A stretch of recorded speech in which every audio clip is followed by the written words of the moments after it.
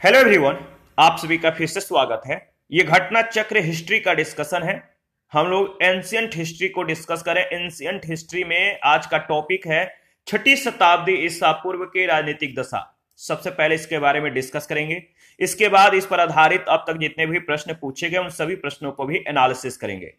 Discussion को start करने से पहले मैं बता दूं कि इसका पीडीएफ अवेलेबल है। अगर आपको पीडीएफ चाहिए तो Telegram channel, Telegram quiz group या चैनल के कम्युनिटी बॉक्स में जाइए, वहां पर इसके रिगार्डिंग में इंफॉर्मेशन को अपडेट कर दिया गया है। तो चलिए स्टार्ट करते हैं। याद रखिएगा, बौद्ध ग्रंथ अंगुत्तर निकाय से हमें मालूम चलता है कि गौतम बुद्ध के जन्म के पूर्व प्राचीन भारत जो था 16 बड़े राज्यों में विभाजित था। इन्हें 16 महाजनपद कहा गया है। तो बौद्ध ग्रंथ अंगुत्तर निकाय याद रखिएगा। इन 16 महाजनपदों के जो नाम हैं आपको ध्यान में रखना है। प्रश्न पूछे जाते हैं कि इनमें से कौन महाजनपद है। तो कौशल, काशी, मगध, अंग, वजी, चेदी, मल, वश, कुरु, पंचाल, मत्स्य, सूरसेन, कंबोज, अवंती, अस्मक और गंधार, ये सभी 16 महाजनपदों के नाम हैं। जैन ग्रंथ भगवती सूत्र में भी इन 16 महाजनपदों के नाम मिलते हैं, लेकिन इनके नाम में कुछ भिन्नताएं भी हैं।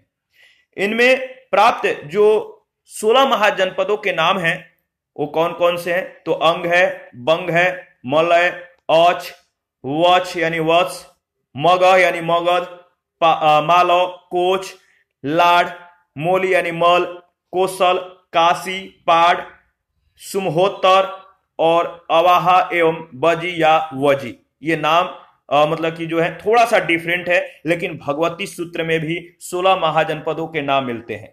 बिहार के वर्तमान भागलपुर और मुंगेर के जिले अंग महाजनपद के अंतर्गत थे। इसकी राजधानी चंपा थी। अंग महाजनपद की राजधानी कहां थी? चंपा। महाभारत और पुराणों में इसका प्राचीन नाम मालिनी प्राप्त होता है। बुद्ध के समय भारत के 6 महानगरों में चंपा की गणना की जाती थी। महापरिनिर्वाण सूत्र में इन 6 महानगरों के नाम प्राप्त होते हैं। ये जो 6 महानगर हैं, चंपा है, राजगिरी है, बनारस है, साकेत है, कौशांबी और श्रावस्ती। वैशाली के लिच्छवियों ने विश्व का पहला गणतंत्र स्थापित किया था। इस पॉइंट को याद रखिएगा। सुतनी पात में वैशाली को मगधमपुरम कहा गया है। महाजनपद, उसके क्षेत्र और राजधानी के बारे में हम लोग एक बार देख लेते हैं, काफी इंपॉर्टेंट है, याद रखिएगा। कुरु की राजधानी इंद्रप्रस्थ थी। मेरठ, दिल्ली और थानेश्वर इसके क्षेत्र थे। पंचाल, इसकी राजधानी अहिच्छत्र तथा कांपिले थी। बरेली, बंदायूं, फर्रुखाबाद आदि जिले इसके क्षेत्र थे। सूरसेन की राजधानी मथुरा थी। ब्रजमंडल का क्षेत्र इसके अंतर्गत था। वश की राजधानी कौशांबी थी। प्रयागराज और कौशांबी इसके क्षेत्र थे। कौशल की राजधानी साकेत तथा श्रावस्ती थी। अवध का क्षेत्र इसके अंतर्गत था, अयोध्या मंडल। मल की राजधानी कुशीनारा और पावा थी। कुशीनगर, देवरिया आदि जिलों के आसपास के क्षेत्र इसके अंतर्गत थे। काशी की राजधानी वाराणसी थी। वाराणसी के समीपवर्ती क्षेत्र इसके अंतर्गत आते थे। अंग की राजधानी चंपा थी। भागलपुर और मुंगेर इसके अंतर्गत आते थे। मगध की राजधानी गिरिब्रज अथवा राजगिरी थी। पटना, नालंदा, गया आदि जिले जो थे इसके अंतर्गत थे, यानी इनके क्षेत्र थे। वजी की राजधानी वैशाली थी।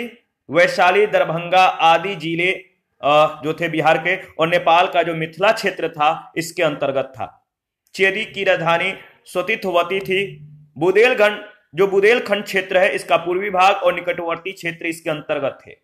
मत्स्य की राजधानी विराटनगर थी। जयपुर, अलवर और भरतपुर इसके क्षेत्र थे। अस्मक की राजधानी पोटन या पोटली थी। नर्मदा नदी, गोदावरी नदी घाटी का मध्य का क्षेत्र इसके अंतर्गत थे। अवंती की राजधानी उज्जैनी तथा महिष्मती थी। पश्चिमी और मध्य मालवा क्षेत्र इसके अंतर्गत था। गंधार की राजधानी तक्षशिला थी और पाकिस्तान का पश्चिमी भाग तथा अफगानिस्तान का पूर्वी भाग इसके अंतर्गत था। कंबोज की राजधानी राजपुर या हाटक थी। जम्मू एवं कश्मीर का कुछ क्षेत्र और हजारा जिला जो कि पाकिस्तान का था इसके अंतर्गत था। वैशाली बुद्ध काल का सबसे बड़ा और शक्तिशाली गणराज्य था। पुराणों के अनुसार मगध पर शासन करने वाला पहला राजवंश बृहद्रथ वंश था। याद रखिएगा, बृहद्रथ वंश। इस वंश के पहले राजा बृहद्रथ का पुत्र जरासंध था, जिसने गिरिव्रज यानी राजगृह को अपनी राजधानी बनाया था। महाभारत के वन पर्व में राजगृह को जरासंध की राजधानी बताया गया है। बौद्ध ग्रंथों के अनुसार मगध का प्रथम अगर बात करें तो प्रथम प्रतापी शासक बिंबिसार था। बौद्ध ग्रंथों के अनुसार मगध का प्रथम प्रतापी शासक बिंबिसार था। यह हार्यक वंश से संबंधित था। बिंबिसार काशी का सबसे शक्तिशाली शासक ब्रह्मदत्त था। इसने कौशल पर विजय प्राप्त की थी। देखिए, इसके बाद कौशल के राजा कंस ने काशी को जीतकर अपने राज्य में शामिल कर लिया। प्रसेनजीत के समय कौशल का काशी का अतिरिक्त कपिल वस्तु के शाक, केशपुत के कलाम और याद रखिएगा रामगाम के कोलिये, पावा और कुशीनारा के मल, पिपली वन के मोरिये आदि गणराज्यों पर भी अधिकार था। संयुक्त निकाय के अनुसार प्रसेनजीत 5 राजाओं के एक गुट का नेतृत्व करता था। महाकाव्य काल में कौशल राज की राजधानी अयोध्या थी। कौशल के प्रमुख नगर श्रावस्ती और अयोध्या थे। बुद्ध काल में कौशल के 2 भाग हो गए थे। उत्तरी भाग की राजधानी श्रावस्ती थी, दक्षिणी भाग की राजधानी साकेत थी। देखिए, उत्खननों के आधार पर यह ज्ञात हुआ कि प्राचीन श्रावस्ती का जो नगर विन्यास था वो अर्धचंद्रकार था। अर्धचंद्रकार पूर्वी उत्तर प्रदेश के कुशीनगर, देवरिया आदि जिलों के निकटवर्ती क्षेत्रों में मल महाजनपद स्थित था। इसके 2 भाग थे, एक की राजधानी पावा और दूसरे की राजधानी कुशीनारा थी। 6ठी शताब्दी ईसा पूर्व में आधुनिक बुंदेलखंड के पूर्वी और उसके समीपवर्ती भागों में चेदी महाजनपद स्थित था। इसकी राजधानी स्वतितवथी थी, जिसकी पहचान महाभारत में सुक्तिमती से की जाती है। महाकाव्य काल में चेदी का शासक शिशुपाल था, जिसका वध कृष्ण के द्वारा किया गया था। प्रयागराज एवं कौशांबी जिलों के आसपास के क्षेत्रों में वत्स महाजनपद स्थित था।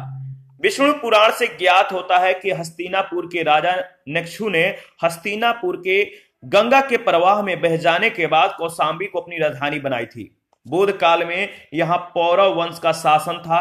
यहां का शासक उदयन था। बौद्ध भिक्षु पिंडोला ने उदयन को बौद्ध मत में दीक्षित किया था। उदयन वासवदत्ता की दंत कथा उज्जैन से संबंधित है। इस कथा को महाकवि भास ने अपने नाटक स्वप्न वासवदत्ता में वर्णित किया है। तो स्वप्न वासवदत्ता स्वप्न वासवदत्ता के रचयिता कौन है, किसके द्वारा लिखा गया है, तो भास के द्वारा। कुरु महाजनपद मेरठ, दिल्ली, थानेश्वर के समीपवर्ती भूभागों में स्थित था। महाकाव्य कालीन हस्तिनापुर नगर इसी राज्य में स्थित था। बुद्ध के समय यहाँ का राजा कौरव्य था। पंचाल महाजनपद आधुनिक रुहेलखंड क्षेत्र के बरेली, बंदायूं, फर्रुखाबाद आदि जिलों के मिलने से बनता था। प्रारंभ में इसके 2 भाग थे। उत्तरी पंचाल की राजधानी अहिच्छत्र और दक्षिणी पंचाल की राजधानी कांपिल्य थी। पंचाल महाजनपद के अंतर्गत कान्यकुब्ज का प्रसिद्ध नगर स्थित था। कान्यकुब्ज पंचाल महाजनपद की सीमाएं हिमालय के तलहटी से लेकर दक्षिण में चंबल नदी तक, पूर्व में कौशल तथा पश्चिम में कुरु जनपद को स्पर्श करती थी। पंचाल मूलतः एक राजतंत्र था, किंतु ऐसा प्रतीत होता है कि कौटिल्य के समय तक वह एक गणराज्य हो गया था। मत्स्य महाजनपद राजस्थान के जयपुर क्षेत्र में बसा हुआ था। इसके अंतर्गत वर्तमान अलवर और भरतपुर का एक भाग भी सम्मिलित था। इसकी राजधानी विराटनगर की स्थापना विराट नामक राजा के द्वारा की गई थी। सूरसेन महाजनपद आधुनिक ब्रज मंडल क्षेत्र में बसा हुआ था। सूरसेन महाजनपद आधुनिक ब्रज मंडल क्षेत्र में बसा हुआ था। इसकी राजधानी मथुरा थी। प्राचीन यूनानी लेखक इस राज्य को सूरसेनोई तथा इसकी राजधानी को मेथोरा कहते थे। अश्मक महाजनपद नर्मदा तथा गोदावरी नदी घाटी क्षेत्र के मध्य में स्थित था। महाजनपदों में केवल अस्मक ही दक्षिण भारत में स्थित था। अवंती महाजनपद पश्चिम तथा याद रखिएगा मध्य मालवा के क्षेत्र में बसा था। इस महाजनपद के 2 भाग थे। उत्तरी अवंती की राजधानी उज्जैनी और दक्षिणी अवंती की राजधानी महिष्मती। गौतम बुद्ध के समय यहाँ का राजा प्रधोत था। बिंबिसार के समय में मगध के साथ प्रधोत के संबंध मैत्रीपूर्ण थे, मित्रतापूर्ण था। प्रधोत के पांडु रुख से ग्रसित हो जाने पर बिंबिसार ने अपने राजवैल जीवों को उस रोग के उपचार के लिए उनके पास भेजा था। बौद्ध पुरोहित महाकच्छायन के प्रभाव से जो प्रधोत थे ये बौद्ध बन गए थे। और प्राचीन भारत के पश्चिमोत्तर भाग में दो जनपद थे। ये जो जनपद थे गंधार और कम्बोज था। गंधार महाजनपद वर्तमान पश्चिमी पाकिस्तान और पूर्वी पाकिस्तान में स्थित था। रामायण से ज्ञात होता है कि तक्षशिला नगर की स्थापना भरत के पुत्र तक्ष ने की थी। किसने? तक्ष। गंधार महाजनपद का दूसरा प्रमुख नगर पुशकलावती था। कौटिल्य ने कम्बोजों को वर्तास्त्रोपजीवी संघ यानी पशुपालन, कृषि, वाणिज्य और शस्त्र के द्वारा जीविका चलाने वाला कहा है। तो वर्ताशास्त्रोपजीवी संघ। प्राचीन समय में कम्बोज अपने श्रेष्ठ घोड़ों के लिए विख्यात था। 16 महाजनपदों में से 4 जो थे, जैसे कौशल, मगध, वश और अवंती, ये चारों अत्यंत ही शक्तिशाली महाजनपद थे। 16 महाजनपदों में से 8 वर्तमान जो है उत्तर प्रदेश में स्थित थे। ये महाजनपद हैं जो 8 उत्तर प्रदेश में है। काशी है, कौशल है, वत्स है, मल्ल है, कुरु है, पंचाल, सूरसेन और चेदी। बुद्ध काल में गंगा घाटी में कई गणराज्यों के अस्तित्व का जो है प्रमाण मिलता है। ये गणराज थे कपिल वस्तु के शाक, सुमसुमारगिरी के भग, अलकप के भूली, केशपुत के कलाम, रामगाम के कोलिये, कुशीनारा के मल, पावा के मल, पिपलीवन के मोरिये, वैशाली के लिच्छवी तथा मिथिला के बीदे। सिक्कों के अध्ययन को, यानी जो क्वाइंस होते हैं, सिक्के के जो अध्ययन है, सिक्कों के अध्ययन को याद रखिएगा, बहुत बार ये प्रश्न पूछा गया है। न्यूमिस्मेटिक्स कहा जाता है। न्यूमिस्मेटिक्स, सिक्कों के अध्ययन को न्यूमिस्मेटिक्स कहा जाता है। भारत के प्राचीनतम सिक्कों को आहत सिक्के या पंचमार्क सिक्के कहा जाता था। ये चांदी के बने हुए थे। इनके ऊपर ठप्पा देकर निशान बनाए जाते थे, इसीलिए इन्हें आहत सिक्के या पंचमार्क सिक्के कहा जाता है। ये सिक्के 6ठी शताब्दी ईसा पूर्व से मौर्य काल के मध्य प्राप्त होते हैं। बुद्ध घोष की टीका याद रखिए, जो बुद्ध घोष की टीका थी सुमंगल विलासिनी से वजी संघ की न्याय व्यवस्था के बारे में हमें जानकारी प्राप्त होती है। इससे ज्ञात होता है कि वजी संघ में 8 न्यायालय थे। मगध की महत्ता का वास्तविक संस्थापक राजा बिंबिसार था। यह हार्यक वंश से संबंधित था।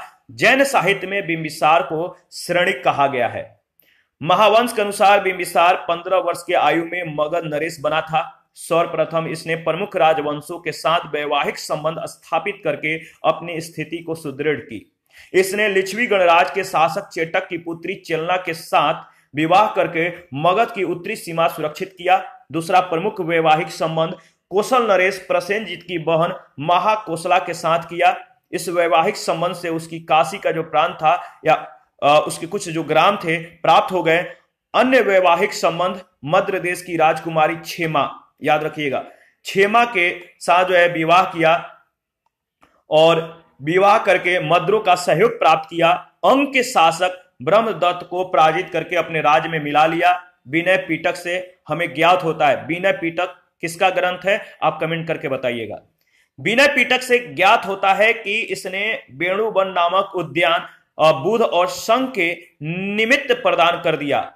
दिग् निकाय से ज्ञात होता है कि बिंबिसार ने चंपा के ब्राह्मण को जो है वहां की संपूर्ण आमदनी दान में दे दिया। बिंबिसार को अपने पुत्र अजातशत्रु के द्वारा बंदी बनाकर कारागार में डालने का उल्लेख बौद्ध और जैन ग्रंथों में मिलता है। बिंबिसार की मृत्यु 492 ईसा पूर्व के लगभग हो गई। बिंबिसार के पश्चात इसका पुत्र कुणिक यानी अजातशत्रु, बिंबिसार की हत्या किसने की? उसके पुत्र अजातशत्रु ने। और पिता की हत्या करके अजातशत्रु जो है मगध का शासक बना। यह अपने पिता के समान ही जो है साम्राज्यवादी था। इसके शासन के प्रारंभिक वर्षों में मगध और कौशल राज के बीच संघर्ष शुरू हो गए, किंतु बाद में मगध के शासक अजातशत्रु तथा कौशल के शासक प्रसेनजीत के बीच संधि हो गई। प्रसेनजीत ने अपनी पुत्री वाजिरा का विवाह अजातशत्रु से कर दिया। पुनः काशी के ऊपर उसका अधिकार स्वीकार कर लिया। पाटलिपुत्र की स्थापना अजातशत्रु के उत्तराधिकारी उदय ने गंगा और सोन नदी के संगम पर एक किला बनाकर की थी। इसने मगध साम्राज्य की राजधानी राजगिरी से पाटलिपुत्र जो है स्थानांतरित की। शिशुनाग वंश की स्थापना शिशुनाग के द्वारा की गई थी। महावंश टीका में शिशुनाग को एक लिच्छवी राजा की वेश्या पत्नी से उत्पन्न कहा गया है। पुराणों के अनुसार अगर बात करें, वह क्षत्रिय था। अवंती की विजय शिशुनाग के लिए लाभदायक सिद्ध हुई। इससे मगध साम्राज्य के पश्चिमी सीमा मालवा तक पहुंच गई। इस विजय के बाद शिशुनाग का जो है वश के ऊपर भी अधिकार हो गया, वत्स, क्योंकि वह अवंती के ही अधीन था। अवंती और वत्स पर अधिकार हो जाने से पश्चिमी विश्व के साथ पाटलिपुत्र को व्यापार और वाणिज्य के लिए एक नया मार्ग प्राप्त हो गया। शिशुनाग ने गिरिव्रज के अतिरिक्त वैशाली नगर को अपनी दूसरी राजधानी बनाई थी, जो बाद में उसकी प्रधान राजधानी बन गई थी। शिशुनाग ने लगभग 412 से 394 ईस्वी पूर्व तक जो है शासन किया था। 412 से 394 के बीच। महावंश के अनुसार शिशुनाग के मृत्यु के बाद उसका पुत्र कालाशोक राजा बना। पुराणों में कालाशोक को काकवण कहा गया है, याद रखिएगा। कालाशोक ने अपनी राजधानी पुनः पाटलिपुत्र जो है स्थानांतरित कर दिया। इसके शासन काल में द्वितीय बौद्ध संगति का आयोजन वैशाली में हुआ। इस संगति में बौद्ध संघ दो संप्रदायों स्थविर और महासांघिक में विभाजित हो गया था। बाणभट्ट के हर्ष चरित्र से, याद रखिएगा, जो हर्ष चरित्र है बाणभट्ट के द्वारा है लिखा गया। तो बाणभट्ट के हर्ष चरित्र से ज्ञात होता है कि राजधानी के समीप घूमते हुए किसी व्यक्ति ने कालाशोक की हत्या कर दी थी। महाबोधि वंश के अनुसार कालाशोक के 10 पुत्रों ने सम्मिलित रूप से लगभग 22 वर्षों तक शासन किया। कालाशोक के उत्तराधिकारियों का शासन जो है 344 ईसा पूर्व के लगभग जो है समाप्त हो गया। शिशुनाग वंश का अंत करके नंद वंश की स्थापना जिस व्यक्ति ने की थी वह निम्न वर्णों से संबंधित था, नीच कुल का था। विभिन्न ग्रंथों में उसका नाम भिन्न भिन्न जो है बताया गया है। पुराणों में उसे महापदम, जबकि महाबोधि वंश में उसे उग्रसेन कहा गया है। पुराणों के अनुसार महापदम नंद शिशुनाग वंश के अंतिम राजा महानंदिन की शूद्र स्त्री के गर्भ से उत्पन्न हुआ था। जैन ग्रंथ परिशिष्ट परवन के अनुसार वह नाई मतलब पिता नाई और वेश्या माता का पुत्र था। नंद वंश में कुल 9 राजा होने के कारण उन्हें 9 नंद कहा जाता है। महाबोधि वंश के अनुसार इनके नाम जो है उग्रसेन है, पंडुक है, पंडुगति, भूतपाल, राष्ट्रपाल, गोविशाणक, दसिद्धक, कैवर्त और घनानंद। बौद्ध साहित्य के अनुसार बिंबिसार से नंदों तक के राजाओं का शासनकाल। तो इसके बारे में अगर बात करें तो आप एक बार ध्यान में रखिएगा। जैसे वंश का जो नाम है, जैसे हार्यक वंश, समय है 544 से 412 ईसा पूर्व। राजा का नाम है बिंबिसार, अजातशत्रु, उदयन और उसके उत्तराधिकारी। शासन काल आप देख सकते हैं, ठीक है। इसके बाद शिशुनाग जो वंश है, शिशुनाग वंश के जो मतलब कि राजा है, राजा का जो नाम है शिशुनाग वंश के, शिशुनाग हैं काकवण के 10 पुत्र और समय क्या है इनका 412 से 344। नंद वंश के राजा थे महापदम नंद यानी उग्रसेन और उसके 8 पुत्र और समय इनका जो है राज करने का 344 से 321 ईसा पूर्व के बीच।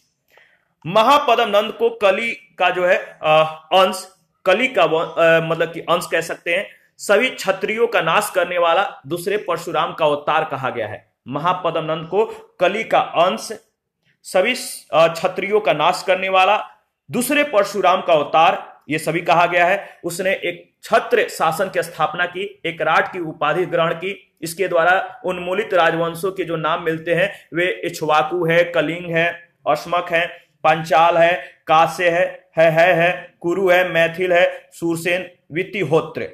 मत्स्य पुराण के अनुसार इक्ष्वाकु में 24 राजा, कलिंग में 32 राजा, अस्मक में 25 राजा, पंचाल में 27 राजा, काशी में 24 राजा, है में 28 राजा, कुरु में 36 राजा, मैथिल में 28 राजा, सूरसेन में 23 राजा और वितिहोत्र में 20 राजा ने शासन किया था।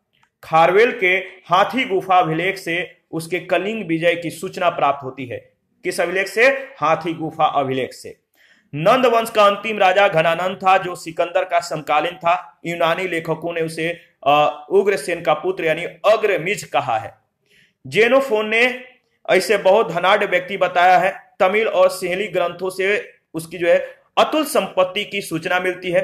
भद्रसाल उसका सेनापति था। घनानंद के द्वारा जनता से बलपूर्वक धन वसूलने और छोटी छोटी वस्तुओं पर भारी कर लगाने के कारण जनता इसके विरुद्ध हो गई और चारों और घृणा और असंतोष का वातावरण जो है व्याप्त हो गया। मतलब उसके प्रजाओं में काफी रोष उत्पन्न हो गया। राजा जो था ज्यादा शोषण करने लगा, छोटे छोटे वस्तुओं पर भारी कर वसूल करने लगा, वहां की जनता इससे घृणा करने लगी, उसमें असंतोष फैल गया। इस स्थिति का लाभ उठाकर चंद्रगुप्त मौर्य ने चाणक्य के सहयोग से घनानंद की हत्या करके नंद वंश का अंत कर दिया। व्याकरणाचार्य, याद रखिएगा, व्याकरणाचार्य पाणिनि महापद्म नंद के मित्र थे। वर्ष, उपवर्ष, वर रुचि, कात्यायन जैसे विद्वानों का जन्म नंद काल में ही हुआ था। नंद शासक जैन मत के पोषक थे। ठीक है। कल्पक नामक व्यक्ति जैन था। इसकी सहायता से महापद्म नंद ने समस्त क्षत्रियों का विनाश कर डाला था। घनानंद के जैन अमात्य सकटाल तथा स्थूलभद्र थे। मुद्रा राक्षस से भी नंदों के जैन मतानुयायी होने की सूचना मिलती है। पुराणों के अनुसार बिंबिसार ने नंदों तक के राजाओं के शासन काल आप देख सकते हैं। शिशुनाग ने 40 वर्ष तक शासन किया, काकवर्ण ने 26, धर्मन ने 36, क्षेमजित अथवा छत्रोजस ने 24 वर्ष, बिंबिसार ने 28 वर्ष, अजातशत्रु ने 25 वर्ष, दर्शक ने 35 वर्ष, उदयी ने 33 वर्ष, नंदीवर्धन ने 40 वर्ष, महानंदी ने 43 वर्ष और महापद्म तथा उसके 8 पुत्रों ने मिलकर कुछ विद्वानों के अनुसार 40 वर्ष और कुछ लोगों के अनुसार 100 वर्ष जो है शासन काल रहा, शासन किया। इस पर आधारित पहला जो प्रश्न पूछा गया है, इस टॉपिक से रिलेटेड पहला प्रश्न है कि भारत के प्राचीनतम प्राप्त सिक्के थे, किससे बने हुए थे? भारत के प्राचीनतम प्राप्त सिक्के जो थे, याद रखिएगा, चांदी के थे। किसके थे? चांदी, यानी डी ऑप्शन बिल्कुल ही करेक्ट ऑप्शन है। भारत के प्राचीनतम प्राप्त सिक्के आहत सिक्के या पंचमार्क सिक्के थे, जो चांदी के बने हुए थे। इनके ऊपर ठप्पा देकर निशान बनाए जाते थे, इसीलिए इन्हें आहत सिक्के या पंचमार्क सिक्के कहा जाता है। प्रश्न संख्या सेकंड है, निम्नलिखित में से कौन सा सही सुमेलित नहीं है? कौन सा सही सुमेलित नहीं है? तो ऑप्शन को देखिए, बताइए कि इसमें जो सही सुमेलित नहीं है वो कौन सा है। यानी राजधानी दिया गया है, कौशल का राजधानी अहिच्छत्र दिया गया है, क्या यह सुमेलित है? बिल्कुल नहीं, यह सुमेलित नहीं है। बी ऑप्शन बिल्कुल करेक्ट ऑप्शन है और शुरू में भी हम लोगों ने इसके बारे में डिस्कस किया था। कौशल महाजनपद की राजधानी साकेत तथा श्रावस्ती थी। उत्तरी पंचाल की राजधानी अहिच्छत्र और दक्षिणी पंचाल की राजधानी कांपिल्य थी। बाकी जो ऑप्शन में दिए गए थे सुमेलित थे। थर्ड नंबर है, सूची 1 सूची 2 के साथ मिलान कीजिए। तो चलिए मिलान कर देते हैं। देखिए, राजा प्रधोत जो थे, इनका राज्य था कौन? प्रधोत का राज जो था वो था अवंती। उदयन का जो राज्य था वश था। प्रसेनजीत का जो राज्य था कौशल था। अजातशत्रु का मगध। यानी सही ऑप्शन जो दिया गया सी ऑप्शन में। दोबारा से इसको रिवाइज कर लेते हैं। प्रधोत का जो संबंध है अवंती राज्य से, उदयन का वश से, प्रसेनजीत का कौशल से, अजातशत्रु का मगध से। 4 नंबर है, चंड प्रधोत किस प्राचीन गणराज के राजा थे? चंड प्रधोत किस प्राचीन गणराज के राजा थे? याद रखिएगा, सही जवाब है अवंती के। चंड प्रधोत अवंती का शासक था। बुद्ध काल में अवंती की राजधानी उज्जैन थी। बिंबिसार के समय में मगध के साथ चंड प्रधोत का संबंध जो था मैत्रीपूर्ण था, मित्रता थी इन दोनों के बीच। एक बार प्रधोत के पांडु रोग से ग्रसित होने पर बिंबिसार ने अपने राजवैद्य जीवक को उसके उपचार के लिए भेजा था। प्रश्न संख्या 5 है, अभिलेखीय साक्ष्य से प्रकट होता है कि नंद राजा के आदेश से एक नहर खोदी गई थी। किसमें? किस राज्य में नंद राजा के आदेश से एक नहर खोदी गई थी? एक अभिलेखीय साक्ष्य से यह प्रकट होता है, पता चलता है। तो याद रखिए कलिंग में, सी ऑप्शन। खारवेल के हाथी गुफा अभिलेख से नंद राजा महापद्म नंद के कलिंग विजय सूचित होती है। इसके अनुसार नंद राजा जिनसेन की एक प्रतिमा उठा ले गया और उसने कलिंग में एक नहर का निर्माण करवाया था। आगे बढ़ते हैं नेक्स्ट प्रश्न संख्या 6। उज्जैन का प्राचीन काल में क्या नाम था? उज्जैन का प्राचीन काल में नाम क्या था? तो याद रखिएगा, उज्जैन का प्राचीन काल में नाम अवंतिका था। Avantika, C option. मध्य प्रदेश में स्थित उज्जैन को भारत के प्राचीन ऐतिहासिक नगरों में गिना जाता है। यह 16 महाजनपदों में से एक अवंती की 2 राजधानियों में से एक थी। उत्तरी अवंती की राजधानी उज्जैनी, दक्षिणी अवंती की राजधानी महिष्मती थी। अवंती को अवंतिका भी कहा जाता है या कहा जाता था। 7 नंबर है, निम्नलिखित मानचित्र में प्राचीन भारत में पाए जाने वाले 16 महाजनपदों में से 4 दर्शाए गए हैं। ABCD के द्वारा अंकित जो स्थल है कौन सा है? ये जो ABCD से जो अंकित स्थल है आप बताइए। ऑप्शन को एक बार देख सकते हैं आप, ऑप्शन को देखकर आप इंडिकेट कीजिए और बताइए ये जो ABCD है किस एरिया को इंडिकेट करता है बाय ऑप्शन। तो देखिए अगर बात करें तो जो ए ऑप्शन है ये मत्स्य को इंडिकेट करता है, ये एरिया मत्स्य का है। इसके बाद ये वाला जो एरिया अवंती का है ये आपका वत्स का है, ये अंग का है, यानी सी ऑप्शन में दिया गया मत्स्य, अवंती, वत्स और अंग, यानी सी ऑप्शन। देखिए ABCD से जो अंकित है मानचित्र में अवंती, मत्स्य, अवंती, वत्स और अंग महाजनपद दर्शाए गए हैं। मत्स्य महाजनपद राजस्थान प्रांत के जयपुर, अलवर और भरतपुर जिलों के निकटवर्ती क्षेत्रों में बसा हुआ था। इसकी राजधानी विराटनगर थी। पश्चिमी और मध्य मालवा के क्षेत्र में अवंती महाजनपद बसा हुआ था। इसके 2 भाग थे, उत्तरी अवंती जिसकी राजधानी उज्जैनी थी और दूसरा था दक्षिणी अवंती जिसकी राजधानी महिष्मती थी। आधुनिक प्रयागराज और कौशांबी जिले प्राचीन काल में वत्स महाजनपद का निर्माण करते थे। कौशांबी इसकी राजधानी थी। बिहार के वर्तमान भागलपुर और मुंगेर के जिले अंग महाजनपद के अंतर्गत थे। चंपा इसकी राजधानी थी। इसके बाद प्रश्न संख्या 8 है, प्राचीन नगर जो महाभारत और महाभाष्य दोनों में उल्लेखित है। प्राचीन नगर जो महाभारत और महाभाष्य दोनों में उल्लेखित है। देखिए मध्यमिका यानी नगरी जो है राजस्थान भारत में चित्तौड़ के निकट एक प्राचीन नगरी है। इस नगरी का उल्लेख महाभारत और महाभाष्य दोनों में है। विराटनगर राजस्थान के जयपुर में स्थित है। ठीक है, महाभारत काल में पांडवों ने अपना अज्ञातवास यहां व्यतीत किया था। इसका भी उल्लेख महाभारत और महाभाष्य में मिलता है। तो जो ऑप्शन है डाउटफुल है। 9 नंबर है, पाटलिपुत्र के संस्थापक थे। पाटलिपुत्र के संस्थापक कौन थे? याद रखिएगा पाटलिपुत्र के संस्थापक कौन थे? तो अजातशत्रु ने पाटलिपुत्र की स्थापना गंगा और सो नदी के संगम पर पाटलिग्राम में एक किला बनाकर की थी। उदय ने मगध साम्राज्य की राजधानी राजगिरी से पाटलिपुत्र जो है स्थानांतरित की थी। तो अजातशत्रु जो है इसका सही जवाब हो जाएगा, तो इसमें नहीं दिया गया है। ठीक है, और उदयन भी है जो कि इसने मगध साम्राज्य की राजधानी को राजगिरी से पाटलिपुत्र जो है अपना स्थानांतरित किया था। प्रश्न संख्या 10 है, मगध साम्राज्य की राजधानी पाटलिपुत्र के बारे में निम्नलिखित में से कौन सा कथन सत्य है? मगध साम्राज्य की राजधानी पाटलिपुत्र के बारे में निम्नलिखित 4 कथन दिए गए हैं। आपको बताना है कि इनमें से कौन सा कथन सत्य है। तो देखिए अगर बात करें तो इनमें से जो सत्य कथन है 4 स्टेटमेंट है। स्टेटमेंट को एक बार आप गौरपूर्वक देखिए, फिर बताइए इसका सही जवाब क्या होगा। किसके बारे में पूछा गया? मगध साम्राज्य की राजधानी पाटलिपुत्र के बारे में। जो कथन सत्य है बी ऑप्शन को एक बार देखिए। पाटलिपुत्र उत्तर में गंगा नदी से, पश्चिम में सो नदी से घिरा हुआ था। कुछ ही सेकंड पहले इसके बारे में हम लोगों ने डिस्कस किया था। बी ऑप्शन बिल्कुल करेक्ट ऑप्शन है। प्राचीन पाटलिपुत्र उत्तर में गंगा और पश्चिम में सो नदी से घिरा हुआ था। 11 नंबर है, पाटलिपुत्र को किस शासक ने सर्वप्रथम अपनी राजधानी बनाया? पाटलिपुत्र को किस शासक ने सर्वप्रथम अपनी राजधानी बनाया? कुछ ही सेकंड पहले हम लोगों ने डिस्कस किया था। कमेंट कीजिए और बताइए सही आंसर क्या होगा। अगर बात करें तो पाटलिपुत्र की स्थापना गंगा और सो नदी के संगम पर हरेक वंशीय शासक अजातशत्रु ने की थी। किसने?